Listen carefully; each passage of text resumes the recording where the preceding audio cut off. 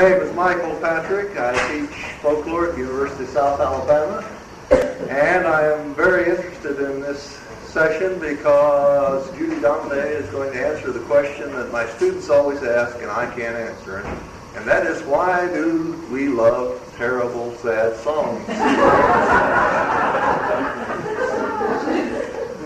I'm sure most of you know Judy Domeny Lowen, and know her in many ways. She is probably the best auctioneer I've ever heard, because to hear her is an evening's worth of entertainment in itself. But she's also one of the finest folk singers I've ever heard as well.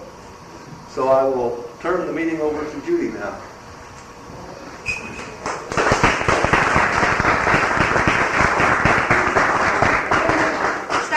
Very important announcement, everybody listen. Lunch can be picked up at 12 in the kitchen next to the meeting room 1 over there, and you may eat in any of the rooms in the building. Well, do you have your Kleenexes? Where is he with his box? He was passing some around.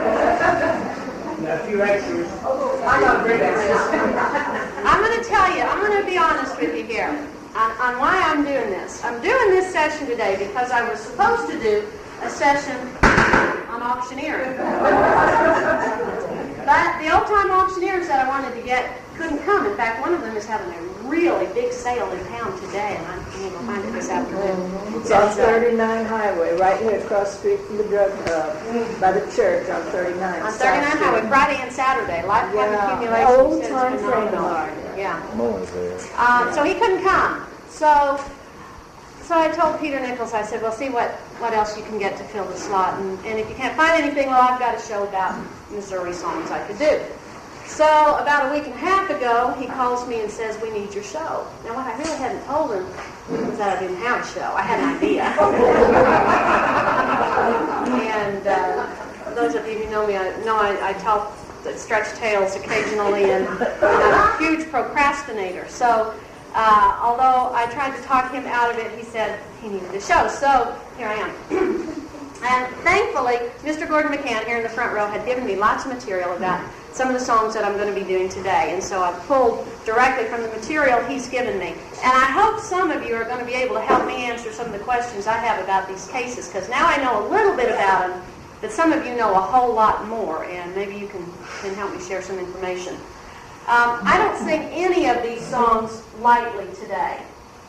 Mood lighting. Very good. Very good. And you say you're not pretty. In fact, I don't know whether I'll... What? You just wait till that comes back? Yes, wait till the sounds come in. Hey, get in here, we've been waiting for you. We're like in room 1. Oh!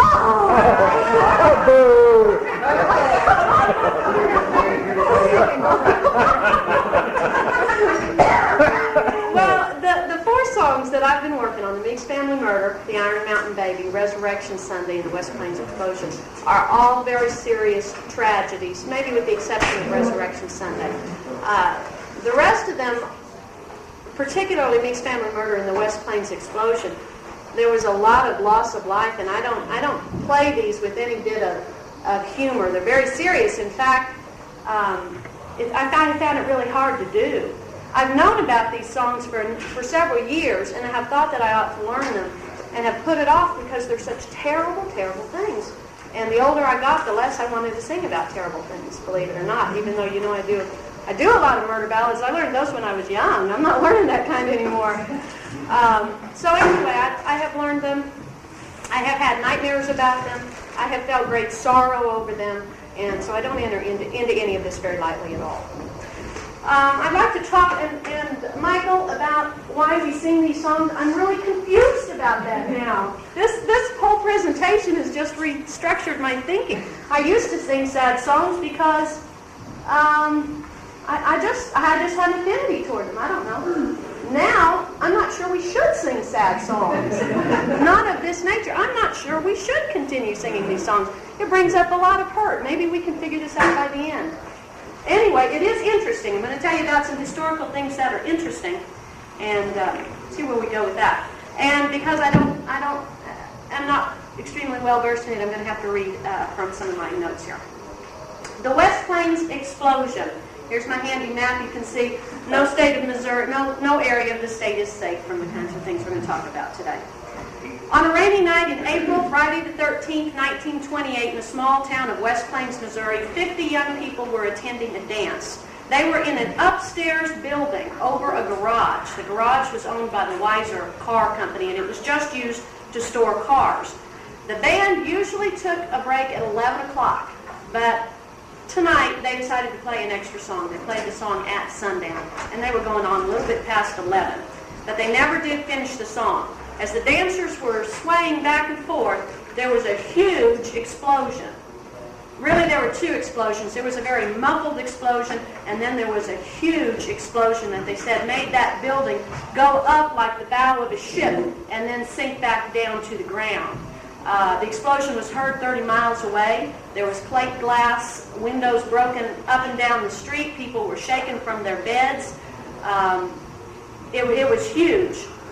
People who came out of the surrounding buildings saw people floating up in the air and floating back down. And those were the people that were saved. Those that were blown out of the building, for the most part, were saved. Those that were in the building burned to death because the flames just shot up so huge. And they said at first that there was a lot of noise of screams, and then there was moans, and then there was just silence, and all you could hear was the flames because it had expired their lives. The fire department came. Their efforts were very feeble. They really couldn't do anything. After it was all over, the front of the building was standing. Nothing else was left. You can see some of the rubble and the headline of the newspaper right there afterwards. It blew down the buildings on both sides of the Bond building, which was upstairs where they were dancing, and this Weiser garage that they were over. Only 3 women escaped from the dance alive, while 16 men escaped. They attributed that to the fact that the men were stronger and could pull themselves out better. Those who escaped were very dazed. They didn't know what was going on. They were staggering about blindly. Some of them collapsed, as you would expect. And then the people from the town started coming. Now this happened in the middle of the night. There was a lot of people there from out of town as well. So as the word spread, people from all the neighboring towns where their young folks had come from started coming as well. There were huge crowds in West Plains that were looking for their lost ones. Many of the people, in fact 19 of them, were burned beyond recognition. And so they had to develop a coroner's jury that A, had to try to determine the cause of the explosion, and B, had to try to figure out who was there that night since they couldn't recognize so many of the bodies. The jury never did figure out the cause of the explosion. There were lots of theories advanced. Some think that perhaps nitroglycerin was ignited, or dynamite, maybe in the area of 200 pounds of dynamite. They said it would take that much to make that kind of an explosion. Perhaps that was ignited below by somebody who was opposed to dancing.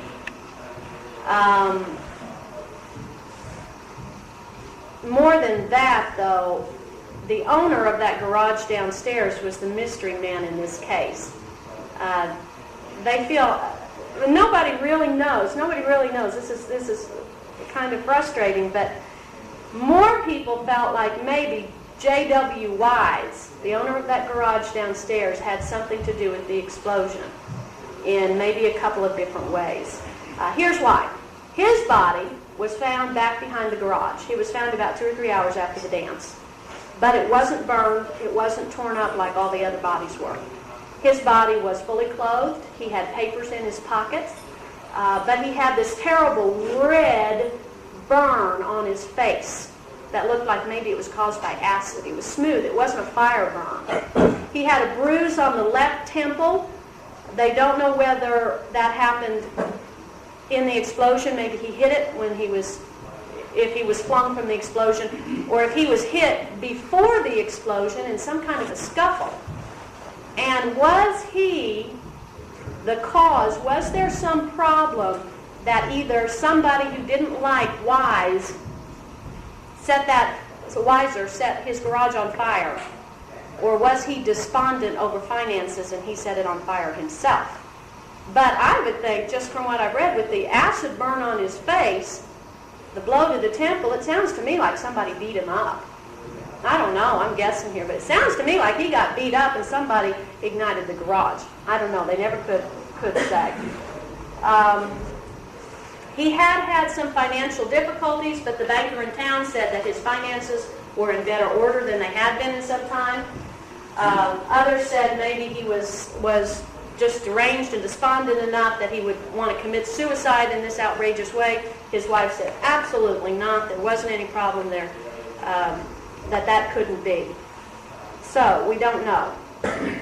A woman named Martha Hawkins, who lived on an apartment on the second floor, said that she heard arguing that night. And she wasn't sure whether it was in the garage or whether it was in the dance hall. But those who survived the dance said there wasn't any arguing in the dance. So perhaps there was some kind of a scuffle down below. There were 37 dead, 18 were identified, 19 were not. For those who were unidentified, they had a mass burial, and they had 20 coffins instead of 19 buried in a West Plains cemetery. 20 because one woman who was identified, her brother-in-law and her husband were among those who were unidentified. And so her family decided to bury her with the unidentified. And they put up a monument in a beautiful spot on Oak Lawn Cemetery. And then there were 5 caskets, 5 caskets, 5 caskets, and 5 caskets. You can see some of them here buried together. And I had not seen that monument. Has anybody seen that? But I'm sure they're listing all of their names. So, this story made the front page of every major newspaper on the 14th, the day after following the explosion, the only time that West Plains ever made the front page anywhere. The year was 1928, wasn't it? 1928. Friday the 13th.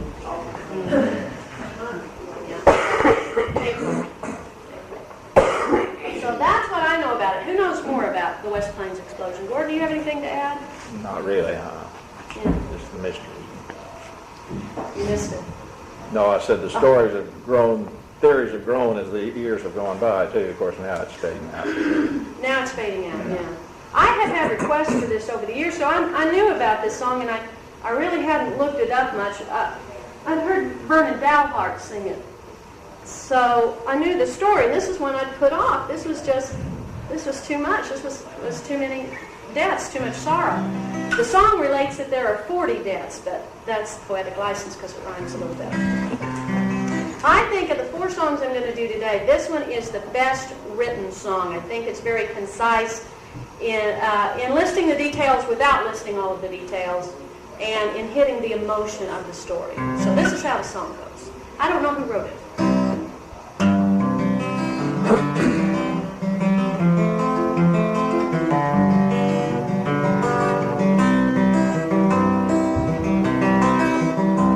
In the little town of West Plains, in old Missouri State, 'twas in the month of April, they saw the hand of fate.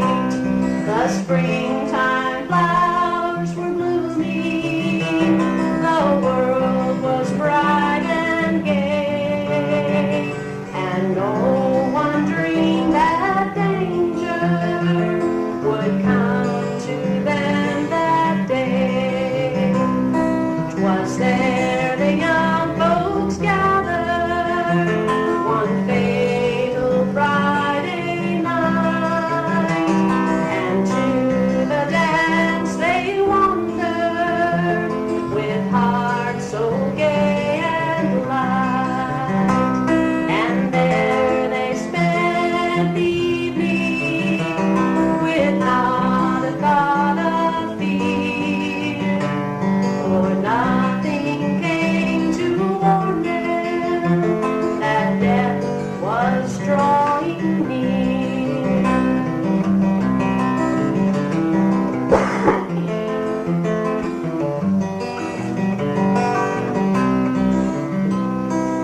dance was nearly over, the evening nearly past, when from the floor beneath them there came an awful blast. The building all around them came tumbling to the ground, and though they fought and struggled, the hot flames beat them down.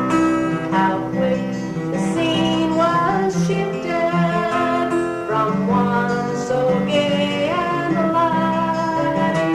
How hard the brave men struggled to save their friends that night. How sad the tears of loved ones who came at break of dawn to see the great disaster where 40 lives had gone.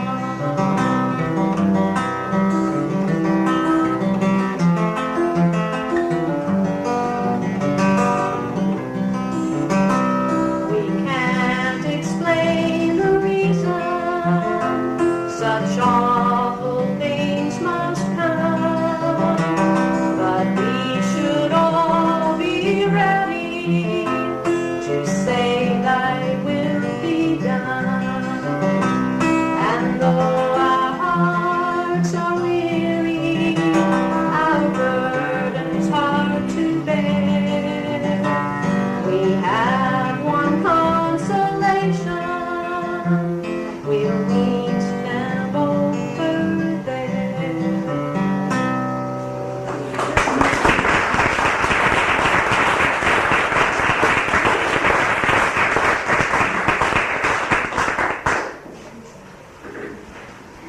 Any questions that I might could answer?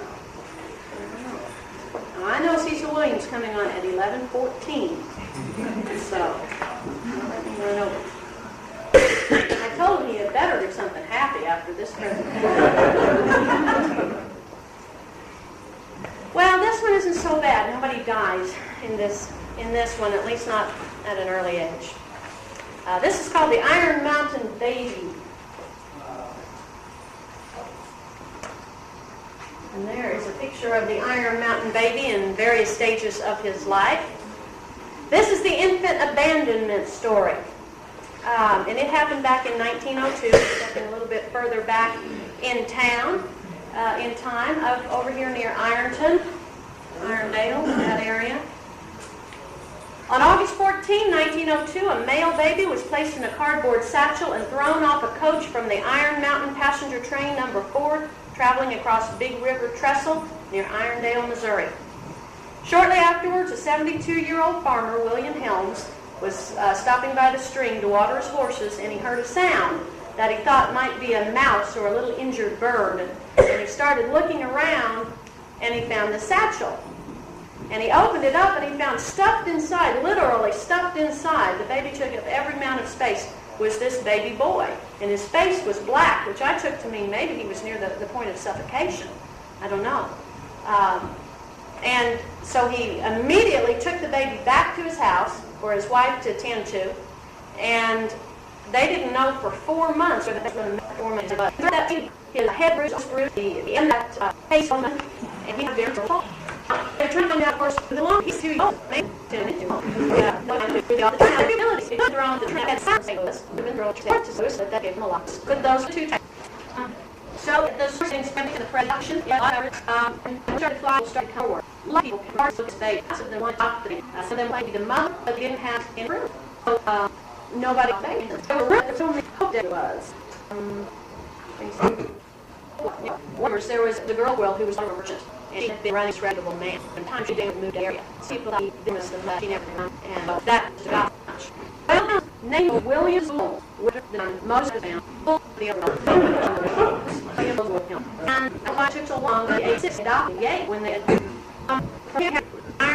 he had his college, Southwest College, or he was like moved to Texas, dark in 50, body very in the some new posty barking with after picture over the road. And the rest of them on something versus to live on him, which I know. And even that just put hands in the field section. I want to the most part being launched and they because this portion has to the ball and it's to the building. Have not lying back from shrimp so and the soul rumbling. The day was run out wonderful out space from night to help to say the police was 14, was the was cry, you would have, then they got one of them well. Leaves high, blue fox, oil, city car, it's to the west, one and 40 rounds, world got us and on my story told, I'll say to all goodbye. Until we meet around the fold in that bright world on high.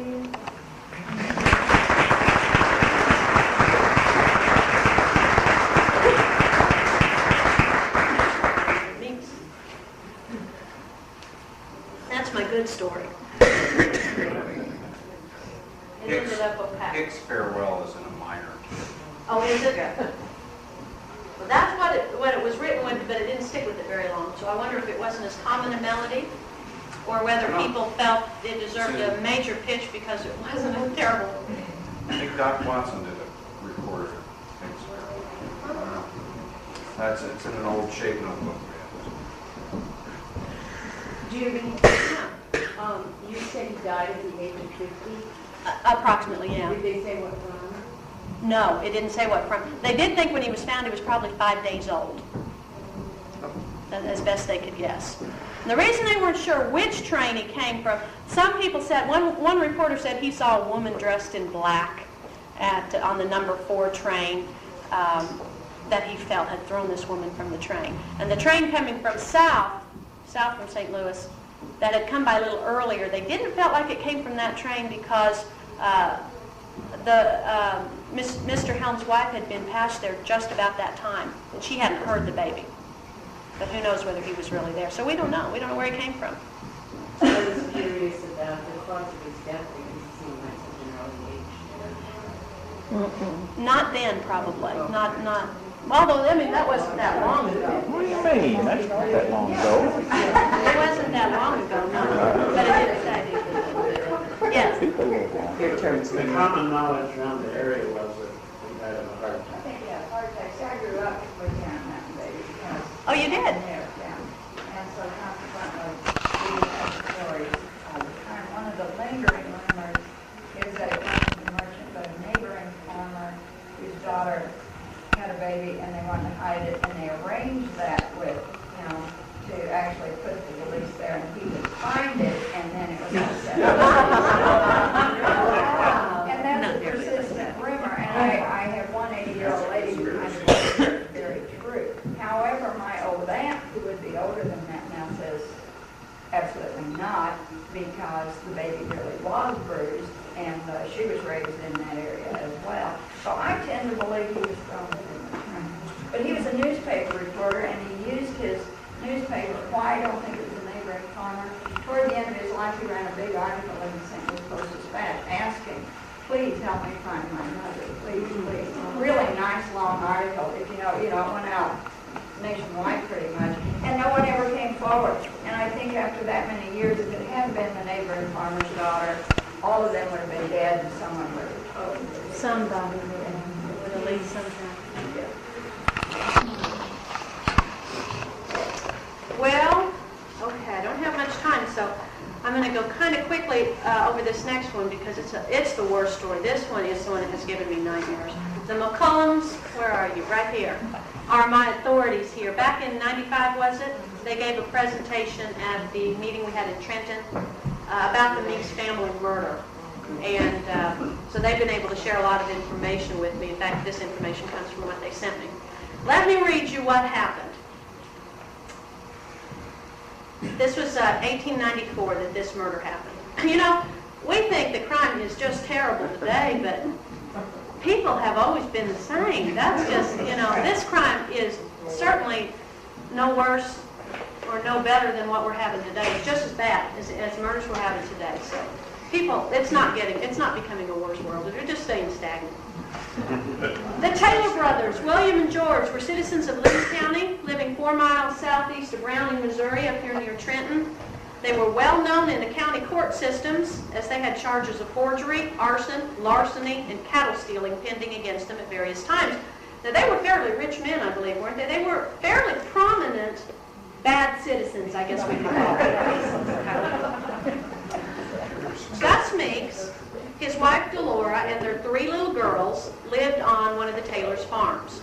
Now, according to these newspaper articles I've read, it happened, the West Plains explosion and the Meeks family murder.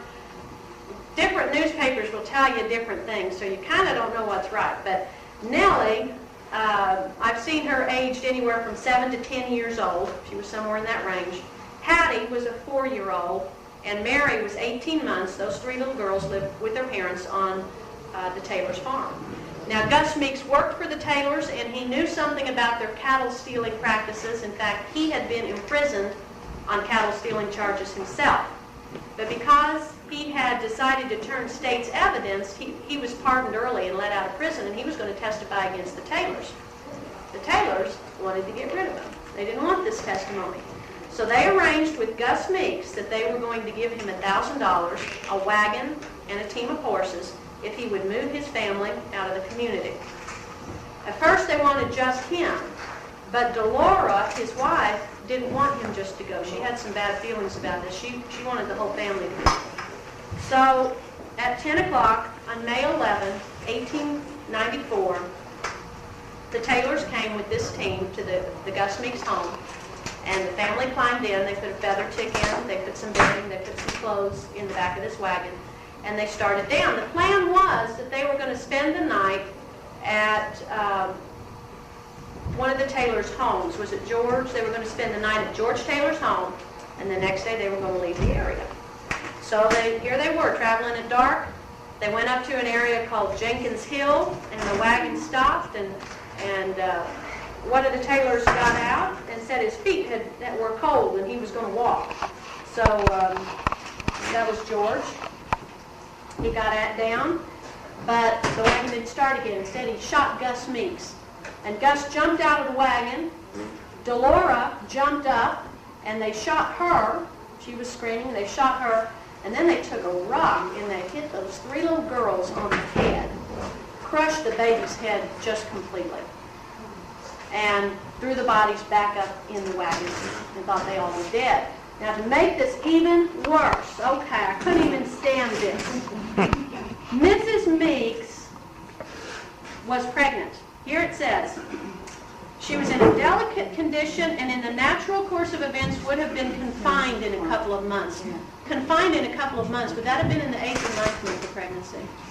7. So she was maybe 5 months pregnant then, if she was going to be confined in 2 months. 7 months. 7 months now. Okay. When she jumped from the wagon, she aborted a male fetus, which was thrown in the grave with the family. Well, the bodies were loaded in the wagon. They were carried 2 miles into the field, past George Taylor's house, into a field that had been freshly planted with corn. They went to an old straw pile where a grave 2 feet wide, 3 feet long, and 16 inches deep had been dug. All the bodies were heaped in the grave. Dirt was piled on them, straw was put back over them. Nellie wasn't dead. She awoke when they threw her body out onto the ground. And as she said, when the man put me in the straw, the one with the whiskers kicked me on the back and said he was glad they were all dead. They tried to burn the fire. They tried to burn a blanket that the Meeks had brought and burn the straw. But it had been raining, it was damp, and it wouldn't catch on fire. Sometime after daylight, but before 5 a.m., Nellie came to and managed to crawl out of the straw. She could see 2 houses. She didn't know who lived in the houses. One of the houses was George Taylor's. The other one was a different family, the Carter family. She started towards George Taylor's house, but because it was further away, she turned around, luckily, and went to the Carter house instead. She walked in, she was bloody, she had this huge dent in her head from the rock, Some accounts say it was an axe, but most agree that it was a rock. And, she walked in and told this amazing story to the woman. The woman who was there in the house, her husband wasn't around. She had a 10-year-old boy there, a 10-year-old nephew. And she said, you better go and tell all of the neighbors. Now, there's two accounts here, too, but one account, you better go tell all of the neighbors. So the first person he saw was George Taylor, who was out harrowing around that straw stack trying to get rid of the wagon tracks. And he went up and said, you better not harrow over those bodies in that straw stack. Now, the other account that I've read is that Nellie came to the door. She said, she told her story. The woman didn't believe her. And so the girl took the 10-year-old down to the straw stack and showed him the bodies, and then came back to the house, and then he went to tell the neighbors and saw George Taylor. Well, when George heard about this, he told the boy to hold his team. He knew the secret was out. Somebody hadn't died. And he went and got his horse, and he raced into Browning, and he got his brother William, and they raced out of town. Now, news reached Browning in about an hour. And, let's see. Okay, and so the coroner went out and the people went out. The bodies remained where they were buried until about 5 p.m. Then they were put into crude coffins and they were brought into Milan. Is that how you say that? Milan. Brought into Milan. The undertaker cleaned the bodies, dressed them in shrouds, placed them in lined coffins. They were set out to be viewed by hundreds of people. And the family was buried in Butte Cemetery, 5 miles southeast of Owasco, on Sunday morning. The crowd at the funeral was estimated in the thousands, and all the bodies were put in.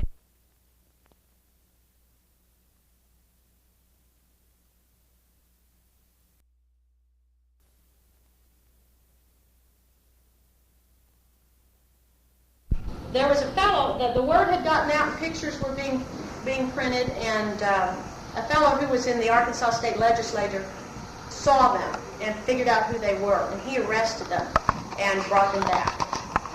The case went to court April 5, 1895, nearly a year after the murders took place, a long time after, just like today. As in any trial, the witnesses contradicted each other. His family said, the boys were home, they were here. Other people said, we saw a blood-stained wagon. We saw the wagon, he was trying to burn the stains off of it. Other people said there was no blood on the wagon. And you can read the accounts. The McCullens showed me some newspaper articles last night, word for word. We think the O.J. Simpson trial was covered well, and so was this in the paper. You can read it. It's all still there. You can see everything that everybody said.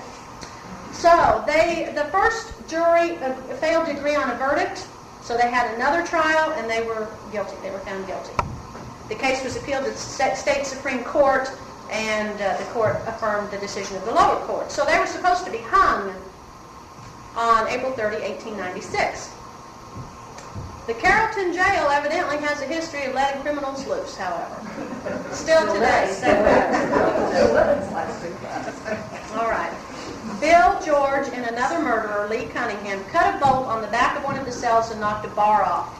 This gave the prisoners access to the corridor. They went on top of the cage, into the garret, through the scuttle, onto the roof. They took a 50-foot hose and slid it down the side and slid down the hose. Now, George either slid down first and got away, or he went a different route because they didn't catch him. They caught William, they caught Cunningham, but the bloodhounds who were put on the scent of George's trail only trailed him to the gate, and then it disappeared. So they think he was maybe picked up by a brother-in-law. He was never found. Never found. William was brought to Kansas City from Carrollton for safekeeping because they were afraid he was going to be mobbed and killed there. What the heck, it wouldn't hurt. Then he was brought back. He was brought back to Carrollton. He was hung at 11 o'clock. He swore up and down he was innocent. He converted to the Catholic Church and told everybody his soul was going to heaven, and felt very self-righteous about it, I guess. He always claimed his innocence. George was never captured. Some said he fought honorably in the Spanish-American War. Others said he left the country. Some say he returned and visited his family. Nellie. She grew to womanhood, married Albert Spray. One account says she died in 1910 at the age of 23, shortly after giving a birth to daughter Hattie. She named it after her sister. Another account says that she died when she was 18. So anyway, she did not have a lengthy life. The songs I'd like to sing, about out of time. I'd like to sing a couple of different versions, because one of them, there's a couple of different melodies, and one I found very, very odd. But, do I have those facts straight? Is that about right? That's about right. Okay. It was terrible. It was awful. This was, some said that Nellie participated in a carnival and sang the song about herself. You find that fairly plausible. Oh, yeah, I think so. Others say, no, that definitely wasn't true. But it would have been a way for her to make money, because people surely would have come to see her. What a terrible life she had. I can't imagine living after going through what she went through. Well, this is one version called the Meeks Murder. About 1 mile from Brownington, at the foot of the Jenkins Hill, took place this awful murder by the Taylors, George and Bill. Is that the Blind Child too? It's very similar, actually. They wrote Gus Meeks a letter, told him to be ready at 10. They tried to leave the country to save disgrace from them. But then the hand of Providence came to little Nellie's aid, and ere the break of morning, the safe escape she made. She came out of her straw-made grave, to the Carter's house she came, and told this mournful story that leads to a country shame. She stood before the door with that awful gash in her head. She sobbed and wept most bitterly. These were the words she said. Some very cruel men last night come and took us from our bed. They shot my mama and papa and thought us young ones dead. They put us in a wagon and took us to our strawy grave. How little did they think that God's little Nell was saved. The morning after the murder, George was seen out in the field, a heroine up the wagon tracks, their mischief to conceal. But that was all in vain, for nothing could they say. By Jerry South was captured and took to the Carrollton jail. I once did have a mother good and true. Those wicked men, they shot her, they shot my papa too. So now I am an orphan, nobody to care for me. May God's blessing be with her wherever she may be. But there's another version that I think ironically was sent to the tune of Home Sweet Home.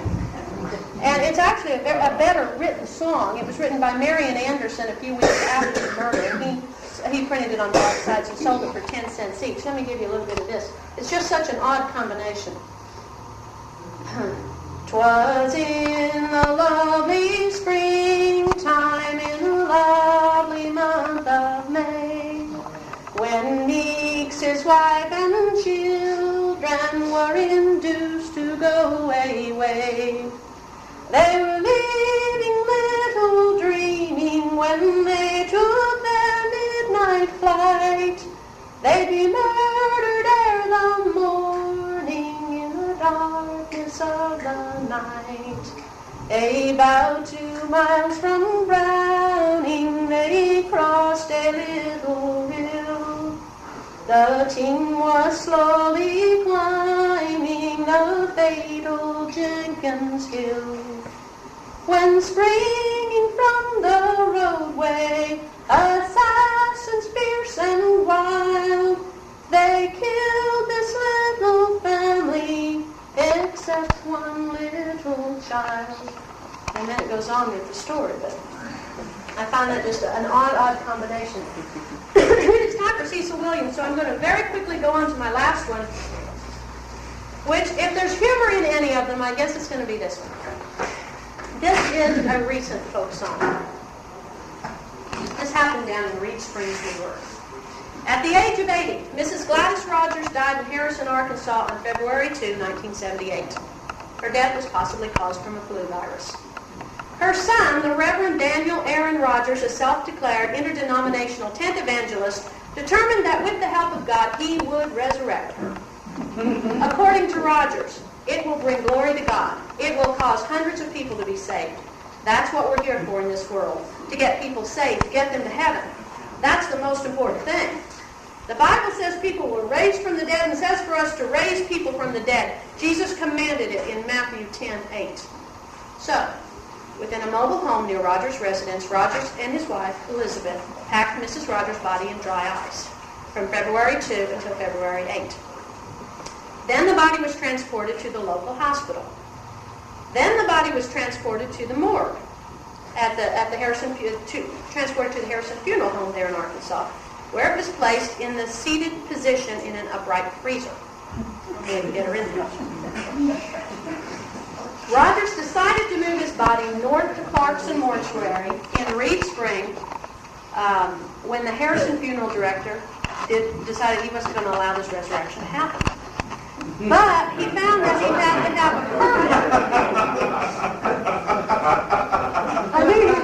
Presumptuous, isn't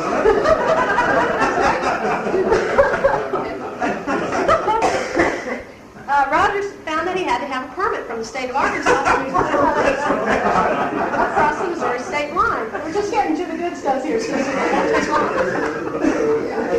At first, the health department refused to grant the permit. The director, Rex Ramsey, said, "We don't feel like we should take a chance on any bacteria multiplying." The department preferred to have the body interred. At the hearing, Ramsey would not authorize the transfer because there was no documented proof the body had been kept at 32 degrees. After a month-long battle with courts and health officials, Arkansas health officials granted Clarkson, the Reed Spring mortician, a transit permit and a disinterment permit. Upon arriving at the Reed Springs facility on Friday, March 10, this was a month later after her death, Mrs. Rogers' body was transferred from the upright freezer to the chest-type freezer, still in the position, to lend more decorum to the service. It's going to be better to pray over that chest-type than an upright. She was still, however, in that seated position. Clarkson provided his services free to Daniel Rogers and agreed to keep Mrs. Rogers' body at the mortuary for up to 15 days. Now, Rogers was excommunicated from the Church of Christ with the Elijah message. I've never heard of that. It was a church headquartered in Independence, Missouri. I don't know if it's still there or not. He had been excommunicated 1.5 years prior. And the church came out and said, he was claiming to be a member of this church, and the church came out and said, we got rid of him a year and a half ago. He also made big plans about bringing an Indonesian faith healer who was going to come. He was going to come. You read about it in the paper every day. How he was going to bring this faith healer, but he needed some money. You know. So he wasn't able to bring the faith healer. The prayer service and resurrection was scheduled for Sunday, March 12. 2 ministers from Missouri and 1 from Arkansas assisted in the service. His wife was there also.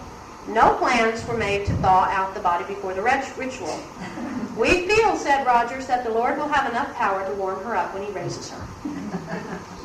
The prayer service failed to stir Mrs. Rogers. On the next day, that one failed as well. Rogers and his evangelist colleagues made the 45-mile drive from Harrison to Reed Spring every few days over the next couple of weeks to pray over the body. Finally, they had to have one last session. The 15 days was about up. That was all that the fellow was going to give them. And the final prayer session on March 28th, nothing happened.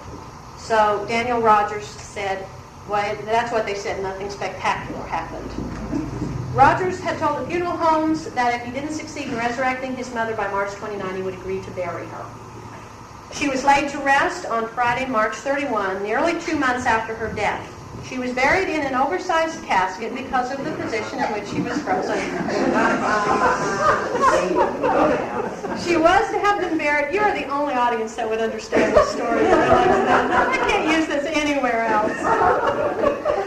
She was to have been buried in the cemetery close to this mortuary, but a woman who had relatives buried in that cemetery said only family members could be in there, and she was going to sue if they put that woman in there.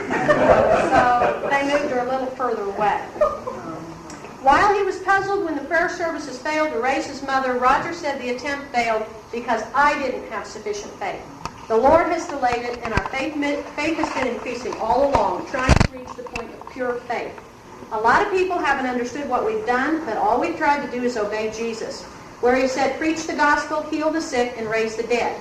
We wanted to leave a witness for Jesus. That's all we ever wanted to do, to leave a witness for Jesus. Commenting on his inability to raise his mother, Roger said he prayed no one would lose faith in God. It's my faith that's been lacking, he said. It's no one but me that's been lacking in faith. Now that story became a little song. I don't know who wrote it. Do you, Gordon? Yeah, let's see. Two boys kind of thought it was historical, they said. That's why.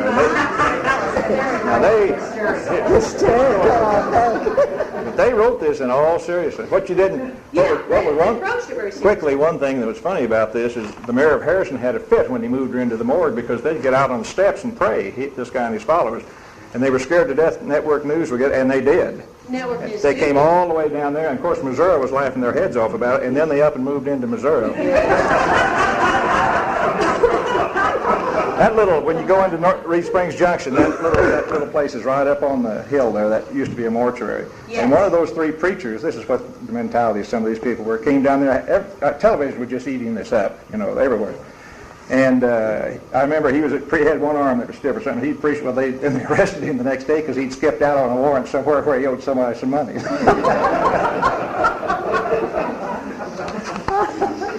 is the song. If they did it in very much a country western style, they got a slide guitar, they got a fiddle playing, but they sang it very, very seriously. They weren't making fun, although there are some rather humorous lines in it.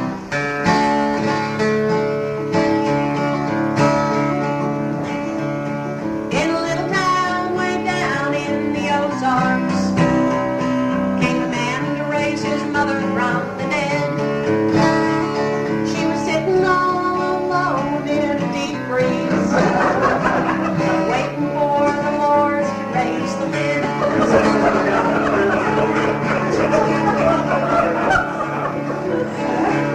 Good folks were gathered in the chapel, hoping that the Lord would pass their way.